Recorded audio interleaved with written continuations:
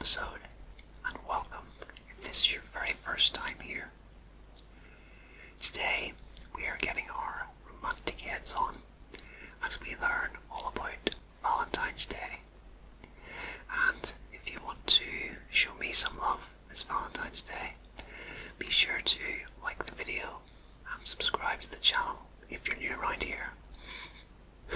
I know that was an absolutely terrible joke. Anyway guys, it's time to lay back, relax, and let yourself drift away as I whisper facts about Valentine's Day. Valentine's Day, also called Saint Valentine's Day, or the Feast of Saint Valentine, is celebrated annually on the 14th of February. It originated as a Christian feast day honoring one or two early Christian martyrs named Saint Valentine, and through later folk traditions has become a significant cultural, religious, and commercial celebration of romance and love in many regions of the world. Okay, so right off the bat we have some information that is new to me. I wasn't aware that Valentine's Day can also be referred to as the Feast of St. Valentine, but I think most of us know that it can also be referred to as St. Valentine's Day. I think that's common knowledge, and more so than anything else, it feels to me that it's mostly a commercial celebration these days, as most calendar holidays seem to be. It just seems that it's more so about the money and the presents and things people give to each other than what the event traditionally stands for. But I guess it depends who you are and where you come from. There are a number of martyrdom stories associated with various Valentines connected to the 14th of February, including an account of the imprisonment of St. Valentine of Rome for ministering to Christians persecuted under the Roman Empire in the 3rd century.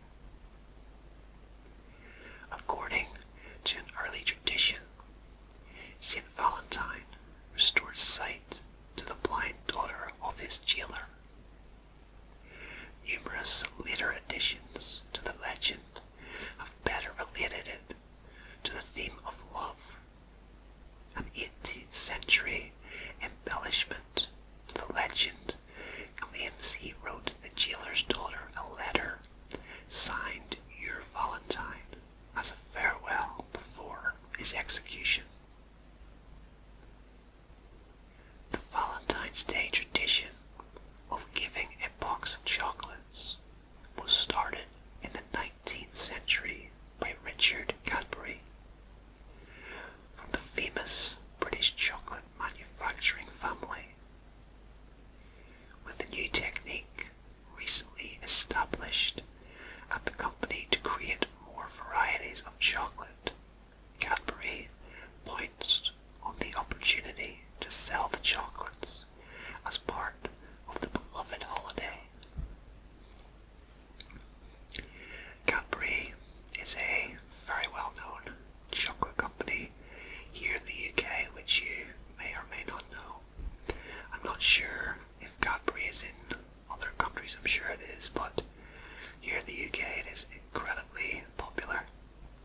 I think just about everybody knows what Cadbury chocolate is, so that's a cool fact to learn, that it was in fact Richard Cadbury who began the tradition of giving chocolates on Valentine's Day.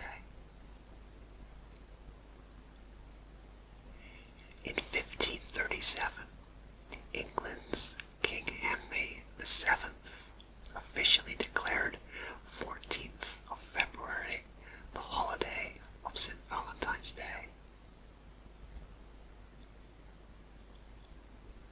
The 1993 romantic comedy starring Bill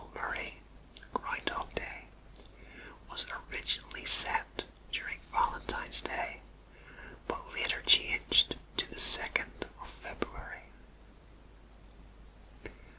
I absolutely love this movie, I have to say. It's one of my favourites. It's a really fascinating concept, I think, of reliving the same day over and over and over again, which I think some of us feel that we sort of do in a sense, if your daily life is very repetitive. That movie is indeed set in February, as the fact states, but it's actually a movie I've seen on a number of best Christmas movies lists, which is a common misconception. For some reason, there are people who associate the movie with Christmas time. Maybe it's the snow, maybe it's the message the movie has about becoming a better person, I'm not sure, but it's most definitely not a Christmas movie, although it can be enjoyed just about any time of year. It's that good.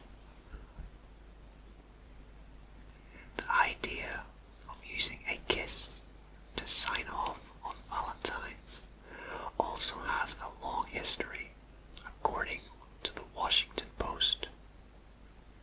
The use of X came to represent Christianity or the cross in the Middle Ages. During the same time, the symbol was used to sign off on documents. After marking with an X, the writer would often kiss the mark as a sign of their oath. As the gesture grew among kings and commoners to certify books, letters and paperwork, these records were described as having been sealed with a kiss.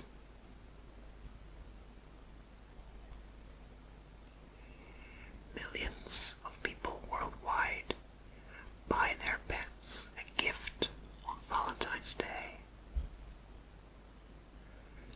That is so sweet, you have to say. I can't say that I've ever bought a pet a Valentine's Day gift before, but when I was a kid, it was common for our dog at the time to get a little something at Christmas, usually in the form of a bag of chew bones or a new collar and lead, things like that.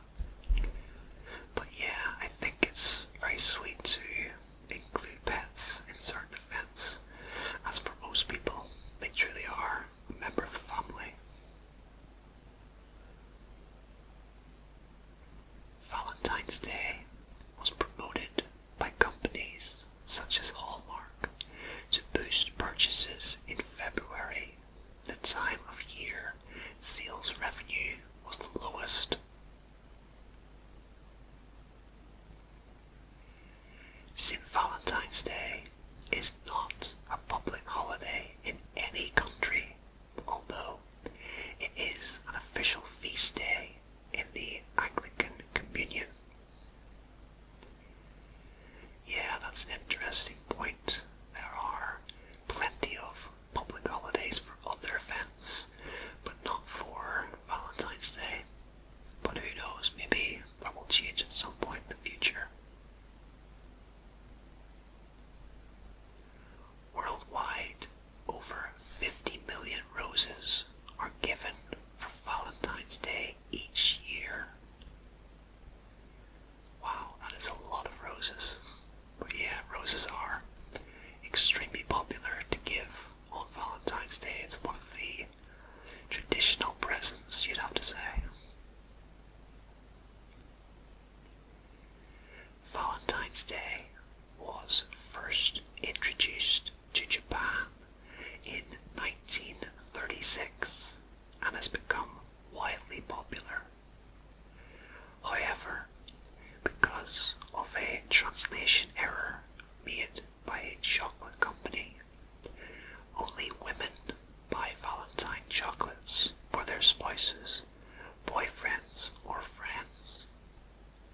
In fact, it is the only day of the year many single women will reveal their crush on a man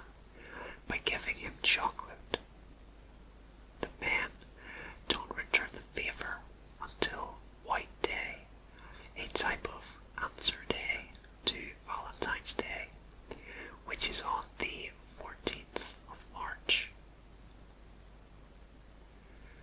That is a really fun fact.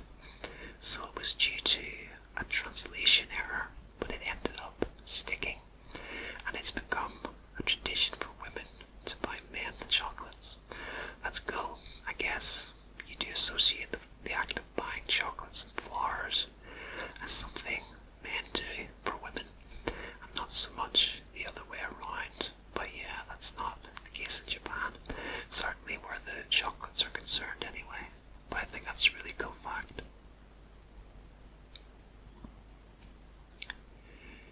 The popular medieval folk belief that birds choose their mates on the 14th of February made doves a favourite symbol for Valentine cards. The dove was sacred to Venus and other love deities, and was known for choosing a lifelong mate. During the Victorian era, those who didn't want the attention of certain suitors would anonymously send vinegar valentines. These cards, also called penny dreadfuls, were the antithesis of customary valentines, comically insulting and rejecting unwanted admirers. That is horrible. I can't believe that. So, if you didn't want the attention of someone, you would give them a vinegar-covered Valentine's card. I'm not sure if it literally means you put vinegar on the card, but it sounds fun if that is the case. I actually hate vinegar with a passion, and I have a friend who knows this, and he loves vinegar, and any time we go for chips, he offers me one, knowing full well that I'll say no. He's such a wind-up. But to be fair, I would do the exact same thing if it was vice versa.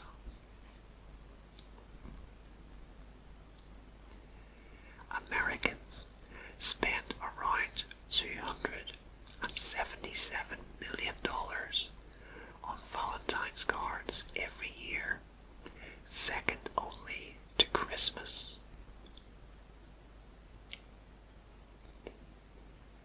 Approximately 27% of those who buy flowers on Valentine's Day are women. The other 73% are men. Yeah, that seems about right. As I was saying a bit earlier, we mostly associate men with buying a woman flowers on Valentine's and chocolates as well. I'm not really sure if there's a gift that we associate with women giving to men on Valentine's. History's first Valentine was written in perhaps one of the most unromantic places conceivable, a prison. Charles, Duke of Orleans, wrote the love letter to his second wife at the age of 21, while captured at the Battle of Agincourt. As a prisoner for more than 20 years, he would never see his Valentine's reaction to the poem he penned to her in the early 15th century. I'm not exactly sure, but I think we may have had this fact a little bit earlier, but that is quite a sad fact if you think about it, that he never got to see the person that he loved or her reaction to his poem and his Valentine's card. Teachers receive the most Valentine's cards, followed by children, mothers, and wives. Children between the ages of 6 and 10 exchange more than 650 million Valentine cards a year. I remember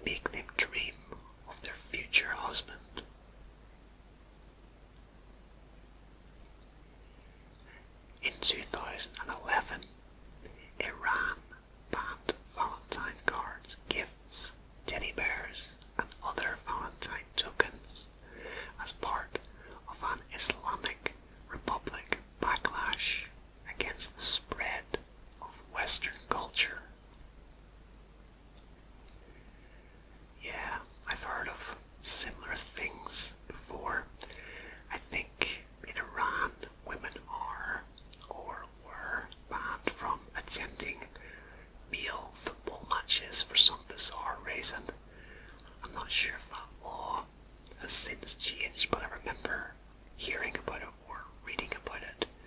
They have some very unusual laws in some of the Middle Eastern countries. On Valentine's Day, some zoos offer the opportunity for people to buy a cockroach, name it after an ex, and then watch it be fed to an animal such as a meerkat. I think that's probably the most unusual fact that we will hear today during this video.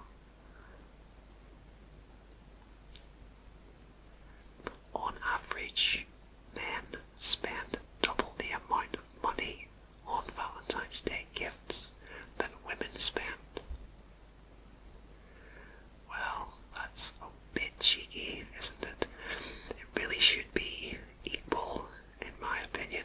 I think it's a very old-fashioned view that men should pay for everything, like paying for dinner on a first date and buying more for a woman on Valentine's than she buys for him. To me, it should be as even as possible because you're both in the same situation. But that is, of course, my view, and other people will see it differently.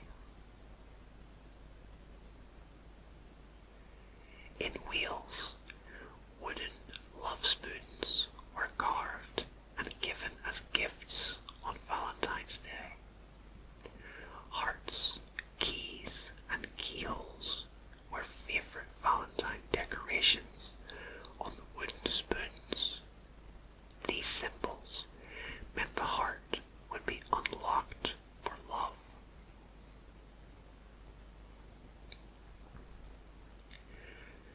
Valentine's Day is banned in Saudi Arabia.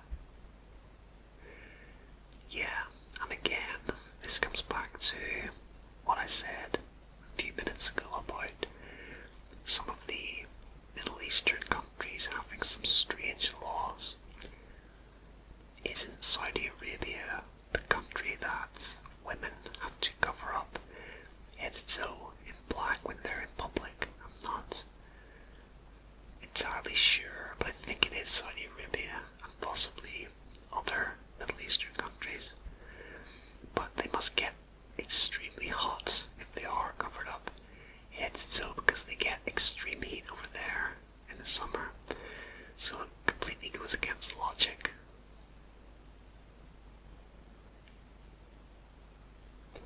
The term wearing your heart on your sleeve may have origins in picking a valentine. Smithsonian reports that during the Middle Ages, men would draw the names of women who they would be coupled with for the upcoming year, while attending a Roman festival honouring Juno. After choosing, the men wore the names on their sleeves to show their bond during the festivities. 220,000 is the average number of wedding proposals on Valentine's Day each year.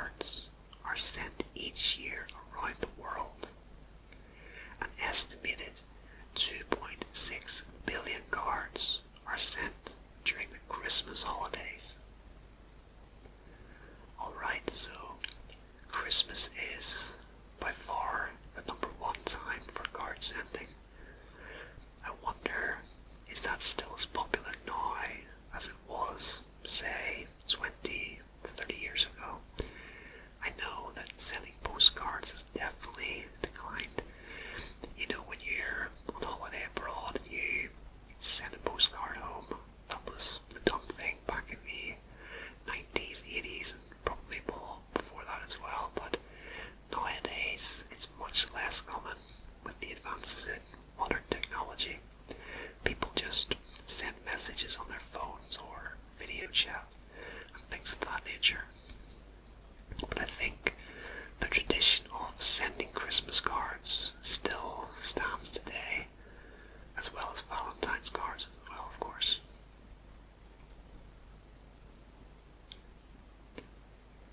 The chubby baby with wings and a bow and arrow that we call Cupid has been associated with Valentine's Day for centuries. However, before he was renamed Cupid, he was known to the ancient Greeks as Eros, the god of love. Eros, the son of Greek goddess Aphrodite, would use two sets of arrows, one for love and another for hate, to play with the emotions of his targets. It wasn't until stories of his mischief were told by Romans that he adopted the childlike appearance we recognize today.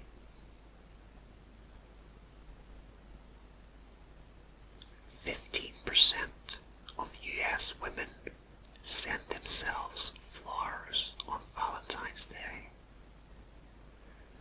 Oh, that's kind of a sad fact there. I wonder if women find it harder in general to be single on Valentine's Day than men do.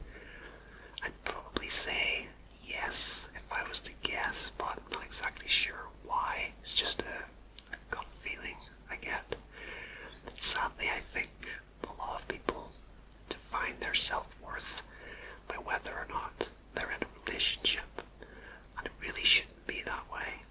If you're single, it doesn't mean you're unwanted, it just means you haven't yet found the one.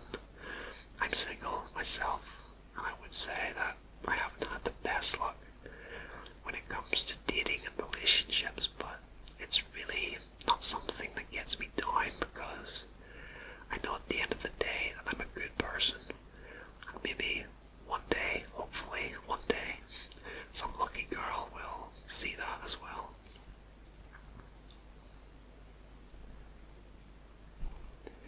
Red rose is a favorite flower of Venus. For this reason, red rose is also the symbol of Valentine's Day. The oldest known Valentine's Day card is on display at the British Museum in London. It dates back to the 1400s. I think I'm going to Google a picture of that later on, because I'm curious to see what it looks like. A Valentine's Day card from the 1400s.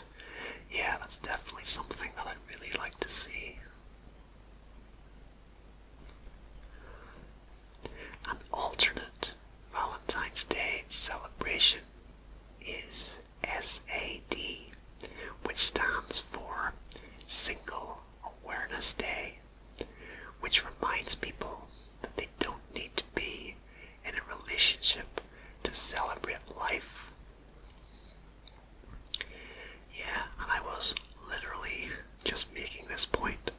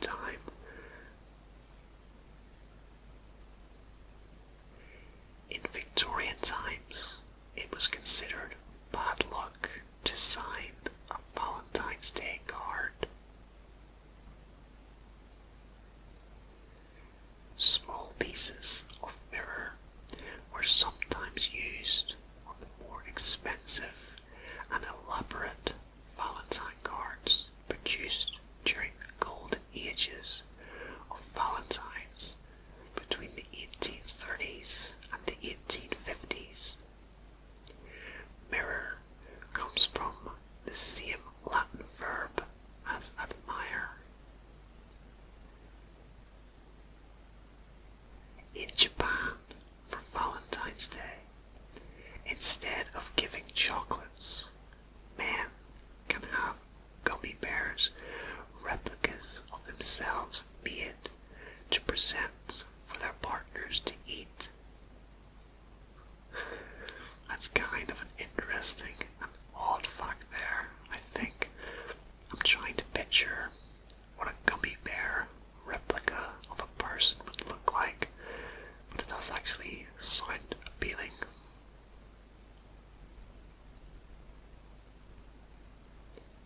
California produces 60% of American roses, but the vast numbers sold on Valentine's Day in the United States are imported, mostly from South America. Approximately 110 million roses, the majority red, will be sold and delivered within a 3-day time period.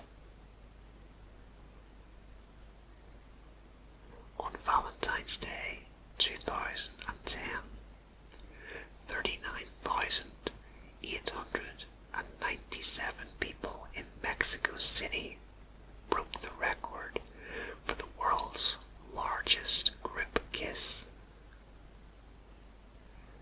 I wonder how that worked exactly. Was it done in pairs and everyone just kissed one other person? I imagine so, but that is a massive amount of people all kissing at one time. I think that's a really fun fact. There is no one accepted explanation for the connection between Saint Valentine and love.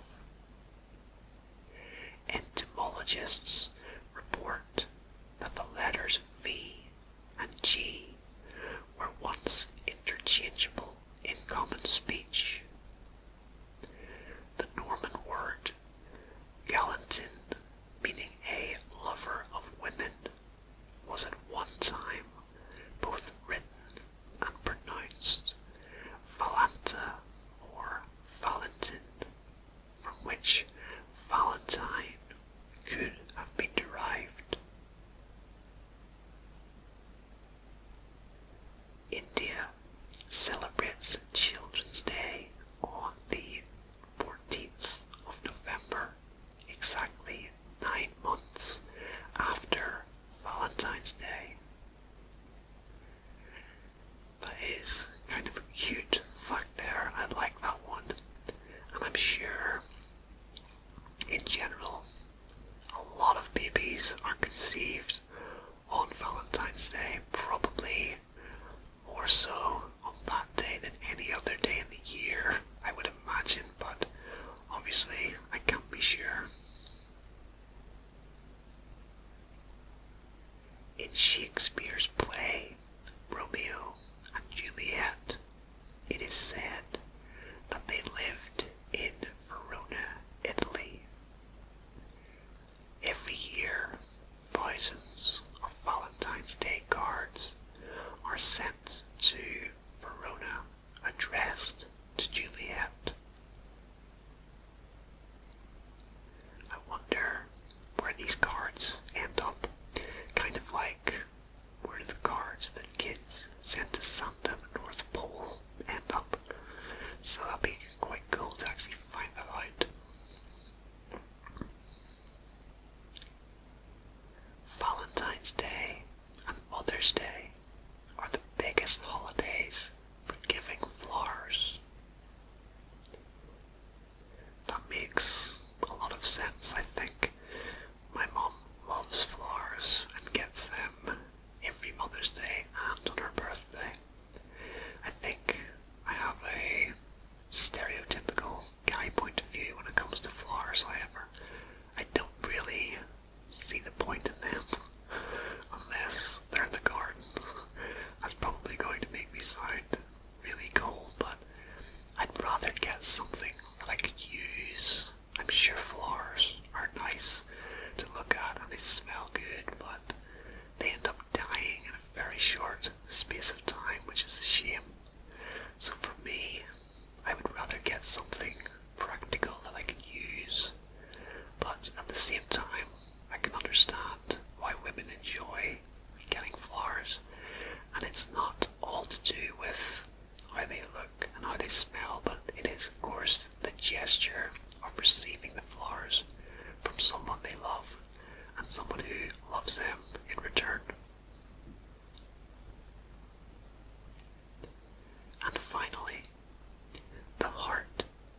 is associated with Valentine's Day, as it is considered the source of all human emotions.